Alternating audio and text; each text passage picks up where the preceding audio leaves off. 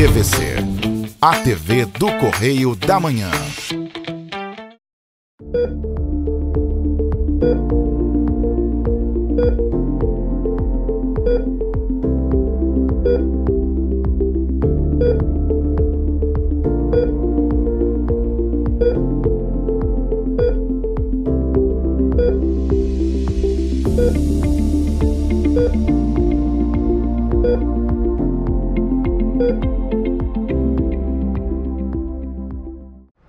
Pessoal, estamos no mais um programa Fala Doutor e hoje eu vou entrevistar a psicóloga Karine Múcio.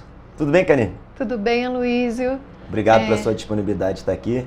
Eu que agradeço, é uma honra para mim estar aqui. Parabéns pelo seu trabalho na prefeitura, né, no governo, e parabéns pelo programa também. Muito obrigado. Falando para a população sobre saúde e contribuindo com os seus conhecimentos. A gente... Aqui é um programa para a gente levar exatamente conhecimento de saúde, né, para ter um bate-papo e a pessoa ter informações que trabalhando com a conscientização, a gente vai levar cada vez mais o cuidado da saúde para toda a população de Petrópolis. E que bom eu poder estar aqui para ajudar a contribuir também. Eu que agradeço a sua presença. Hoje você é psicóloga, né? Sim. Trabalha com essa parte da terapia, que é muito importante. Acho que para a gente aprender a ser um ser humano melhor, a gente tem que aprender fazendo terapia, não é isso? Olha, o autoconhecimento, eu digo que sempre digo isso, fundamental. Porque não tem como a gente trabalhar as nossas habilidades sem se conhecer.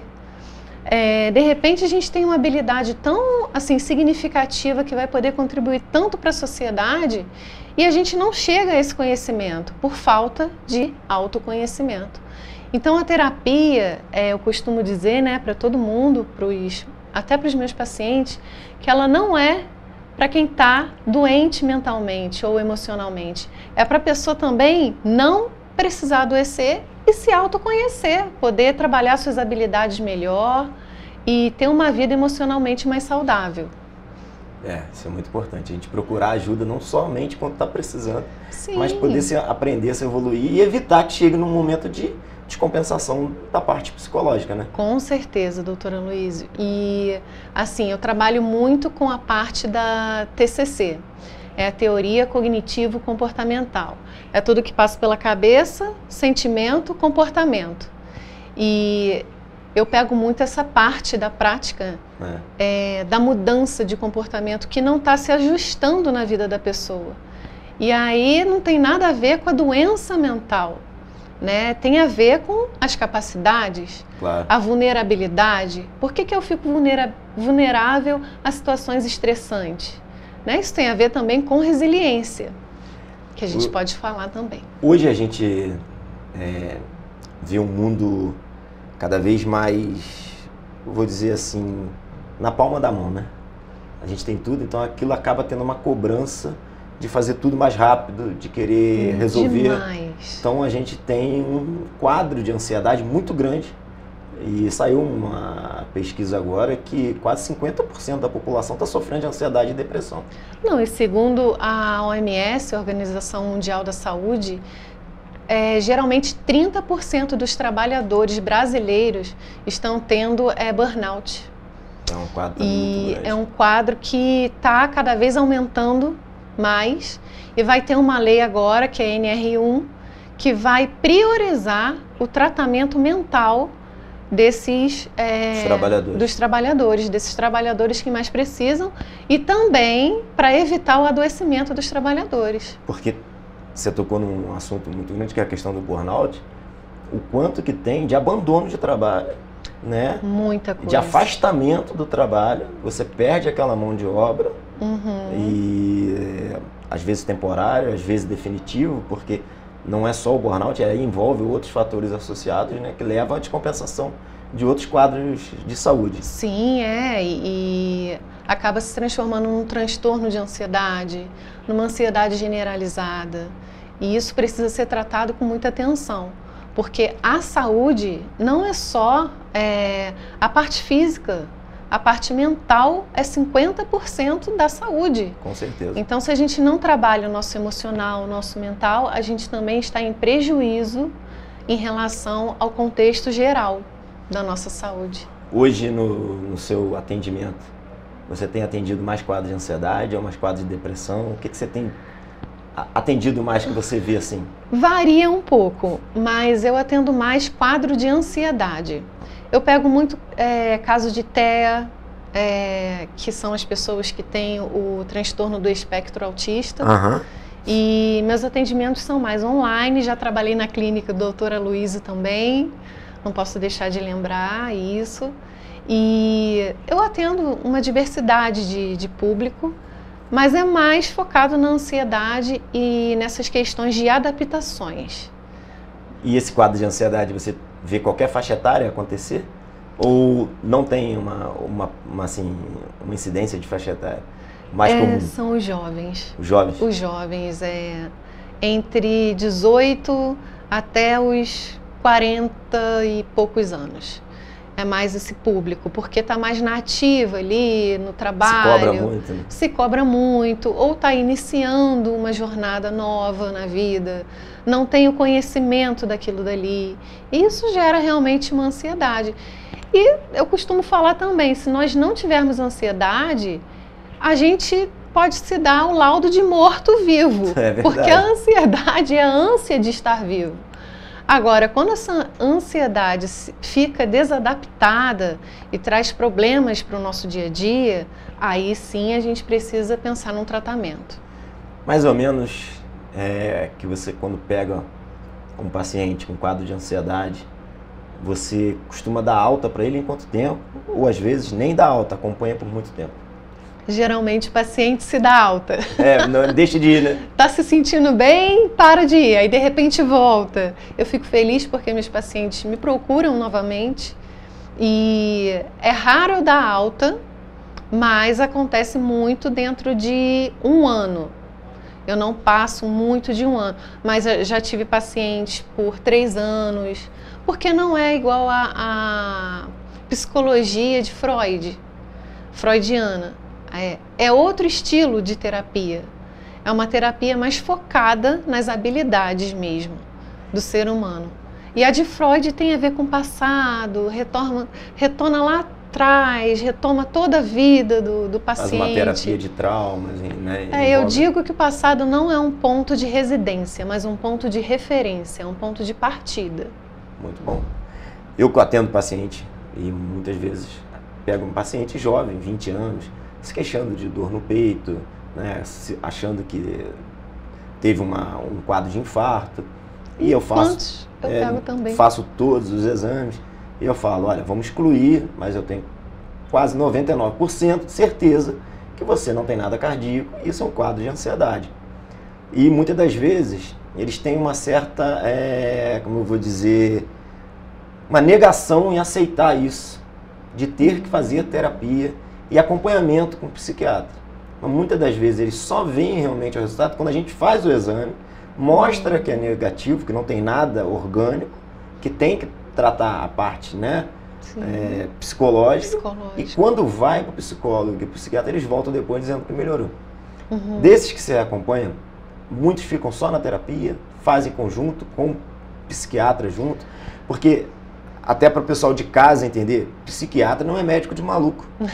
Muita gente leva esse estigma antigo. E nem psicólogo. E nem psicólogo. Isso é um estigma antigo, né? Criado... Muito antigo, que na verdade não é. Como a gente falou aqui no início, a terapia é importante. Fala um pouquinho pro pessoal de casa sobre isso. Não, assim como você está falando do psiquiatra, eu tenho que falar também do psicólogo, porque essa ideia de que psicólogo e psiquiatra é coisa para maluco, é aquela ideia que eu tô trazendo, né? Falando que a saúde mental precisa de tratamento prévio. Né? Não é quando a pessoa está doente, eu adoeci, vou procurar um médico. Esse trabalho em conjunto é fundamental, doutora Luísa, porque o psiquiatra ele vai entrar com a medicação e a medicação ela não precisa ser de uso eterno, pode ser para você que está passando por uma situação de adversidade naquele momento ali. Vou dar alguns exemplos aqui que eu pego constantemente.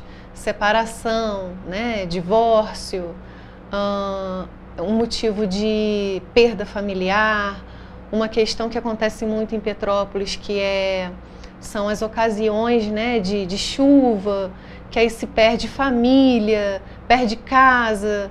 Então são circunstâncias realmente difíceis de lidar. E aí quando você entra com a medicação junto com a terapia, você consegue lidar melhor, de forma mais rápida com a situação. O que você demoraria 5 anos, de repente você consegue em 1 ano lidar com a situação. Isso que é importante, não ficar com esse preconceito e procurar ajuda, né? Entender que você não está sendo estigmatizado, né? Hoje em dia a gente orienta e incentiva a buscar a ajuda psicológica e com o psiquiatra. Depois da pandemia, a saúde mental se tornou um tema em evidência muito maior do que antes, né? Até porque a pandemia exacerbou esses quadros de ansiedade, de depressão. Você teve muitos quadros de paciente pós-pandemia procurando?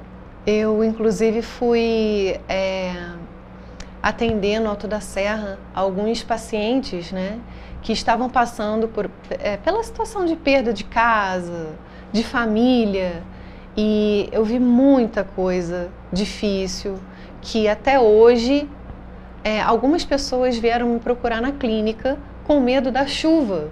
Ouve a chuva e já fica ansiosa para sair, a pessoa fica ansiosa para sair. Porque se chover, o que eu vou fazer? Como vai ser? Então, é todo um trabalho interno. A tragédia das chuvas de 22 trouxe muito também. Trouxe muito. Mas e a pandemia da Covid-19? Ela trouxe muito essa evidência da saúde mental. A pandemia, você falou da pandemia, é verdade. A pandemia... Não, a próxima pergunta ia ser da tragédia, então já fez você Já adiantei. A pandemia ela trouxe muitas sequelas no sentido da pessoa não se socializar, né? Quantas separações tivemos nesse meio tempo? Quantas pessoas aproveitaram disso para não se socializarem, porque já não gostavam mesmo? É aquele tipo de pessoa que fala assim, eu adoro o cachorro, mas detesto o ser humano, prefiro o animal. Mas assim, nós somos seres sociáveis. Se a gente perde essa socialização, a gente perde a nossa saúde mental também. Então, atendo sim muitas pessoas, conheço muitas pessoas que tiveram essa sequela aí da pandemia, por conta da socialização, da falta de socialização, e pessoas que perderam entes queridos. Da questão, daquela dúvida da questão, né, que você não sabia quem ia falecer quando pegava a doença.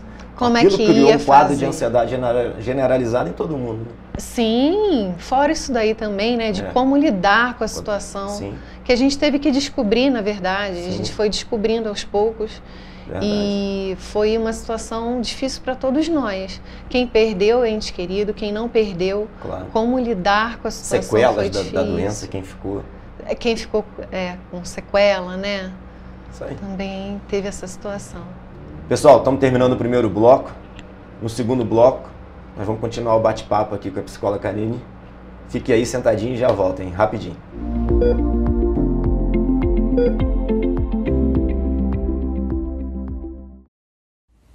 Você já pensou sobre o que é ser petropolitano? Ser petropolitano é viver a história e viver na história. É tratar Dom Pedro II e a Princesa Isabel como vizinhos. Ter uma natureza incomparável e ter um ar serrano que os turistas adoram. É também, às vezes, ter todas as estações do ano em um só dia. Ser petropolitano é se emocionar com os corais e marchar com as bandas marciais. É enfrentar o trânsito na subida da serra e reclamar do pedágio. É comemorar os gols e, às vezes, sofrer pelo serrano. Ser petropolitano é ser resiliente, ser solidário.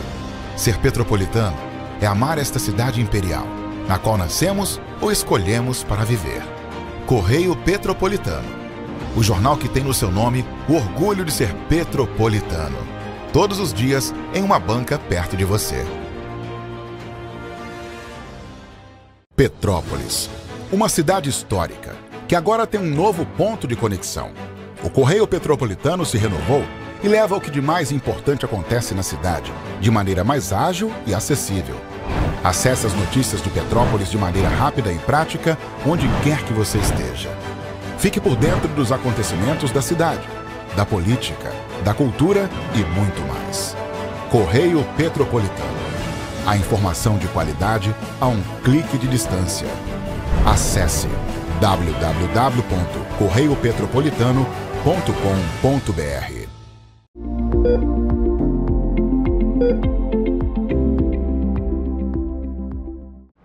É isso aí, pessoal. Voltando para o segundo bloco. Estou aqui com a psicóloga Karine Musso. Karine, a gente está no mês de outubro. E no mês de outubro a gente tem a campanha do Outubro Rosa. Vou aproveitar que você veio de rosa. Vem de rosa. Então, a gente sabe da questão do câncer. Câncer é uma doença que envolve muitos fatores, né?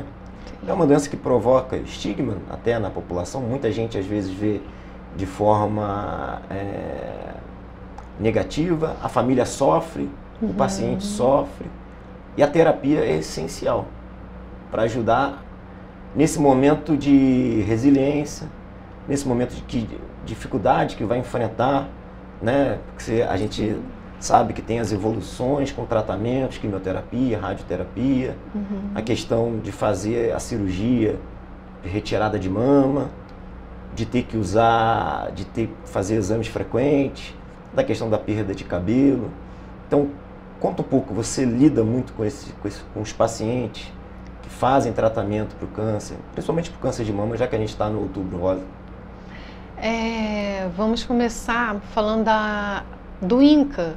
O INCA trouxe uma estimativa de mais de 700 mil pessoas nesse último triênio, de 2023 a 2025, com câncer, no geral. E câncer de mama, 70 mil pessoas. Então, 70 mil mulheres passam por isso, né, de triênio em triênio. E é uma situação muito delicada. Eu tenho minha mãe que está com CA de mama. Ela foi diagnosticada em 2024 e realmente a vida da família muda. Muitas coisas mudam, nossa compreensão de vida muda. E desde então eu acompanho ela nos tratamentos. É tudo muito sofrido para o paciente. Por quê?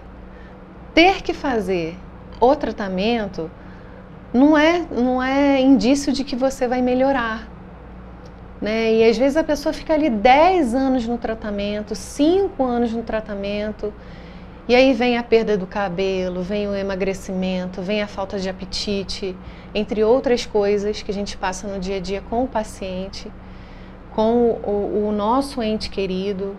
E é tão difícil para ele quanto para a gente. Então, o que eu tenho para falar sobre isso?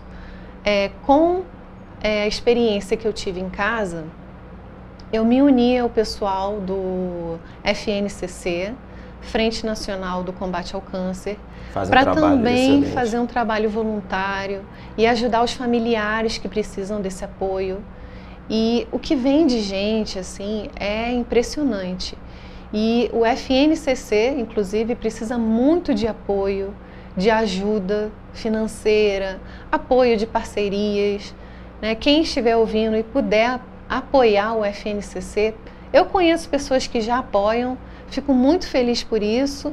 Eu faço meu trabalho voluntário lá também, minha mãe também faz tratamento lá, e lá tem todos os tipos de tratamento, desde tratamento psicológico, até atendimento de nutricionista.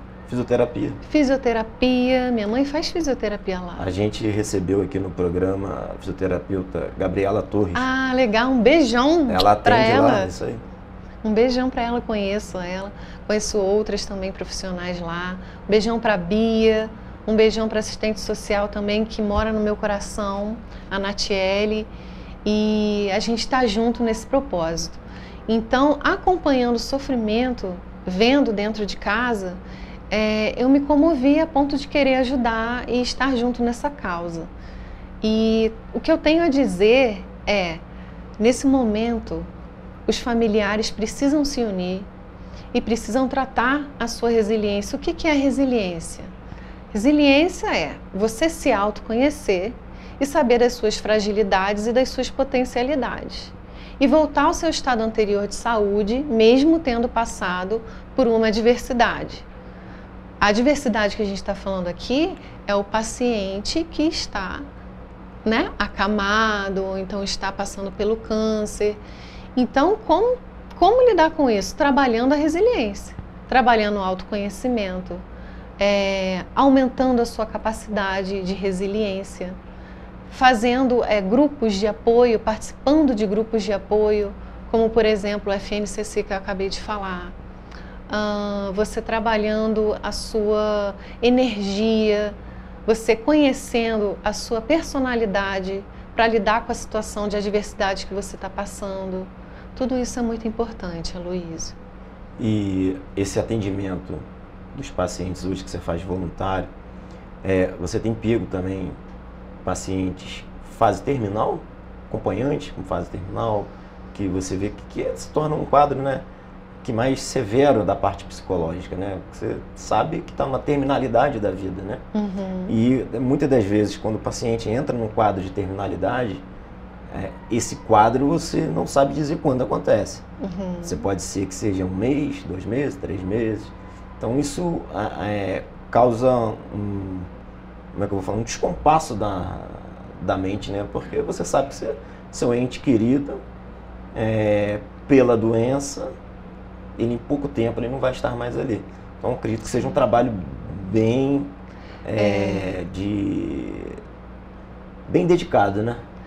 É um trabalho que você precisa estar bem disposto. Por quê?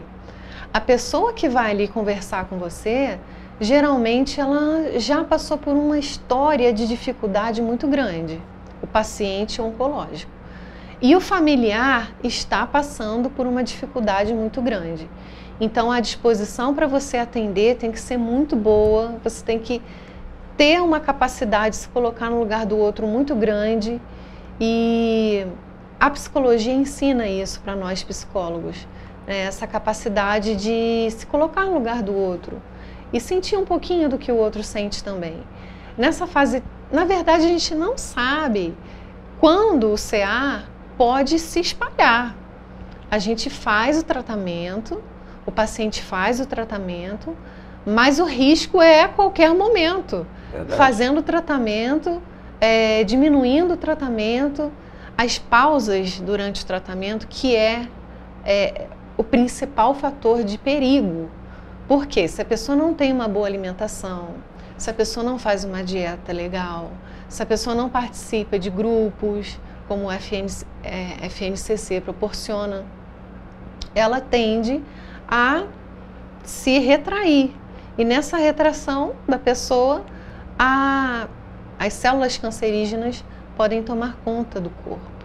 Então, é importante a pessoa entender que é um trabalho geral. Assim, ela come, ela precisa melhorar a alimentação e precisa se tratar também. E isso tudo influencia no tratamento do câncer. Falando de grupo, igual você também está falar também do pessoal da PPO. Faz um trabalho também de muita resiliência, de muita dedicação, né? Uhum. De dar uma qualidade de vida para quem está enfrentando o processo do câncer. Sim. Eu acho que é isso, você saber que a vida não terminou porque você está com câncer. A vida não termina quando a gente tem uma doença. Pode ser câncer, pode ser qualquer coisa.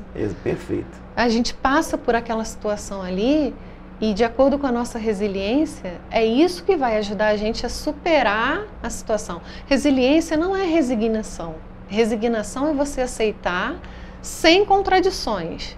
Não, a resiliência é você entender o que você está passando e procurar situações para melhorar enfrentar a adversidade que você vai ter. Melhorar o enfrentamento da situação. Karine, a gente está terminando o segundo bloco. Vou pedir para você fazer o seu jabá aí, onde você atende, onde você trabalha. Certo. Passa aí pro pessoal de casa. Tá bem. Hoje eu estou atendendo online. Né? É só você me procurar lá no Instagram, Karine Mussel ou Karine Mussel Pisse. Se você conversar comigo, a gente vai ter uma compreensão do seu caso e a gente pode começar o seu atendimento online. Por enquanto eu estou fazendo assim porque eu também tenho os cuidados da minha mãe e eu quero mandar um beijão para ela que está assistindo o programa, toda a minha rede de apoio. Um beijo para todos, para Jennifer, que me ajuda lá em casa com ela, e agradecer a todos que nos apoiam nesses momentos de dificuldade. E te agradecer. Eu que agradeço. Eu tenho muito carinho por você. Crescemos juntos, para quem não sabe. Vizinhos, né?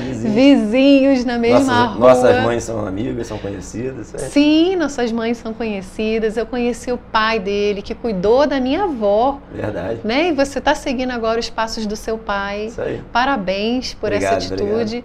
Não só na medicina, como também na política. Isso aí. Deus te abençoe grandemente. Obrigado, Karine.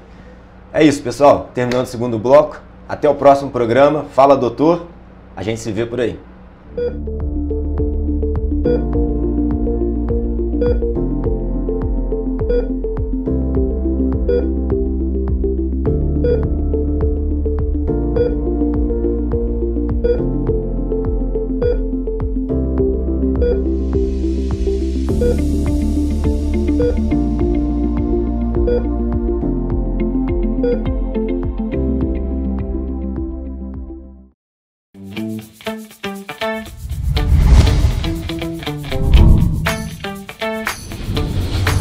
TVC, a TV do Correio da Manhã.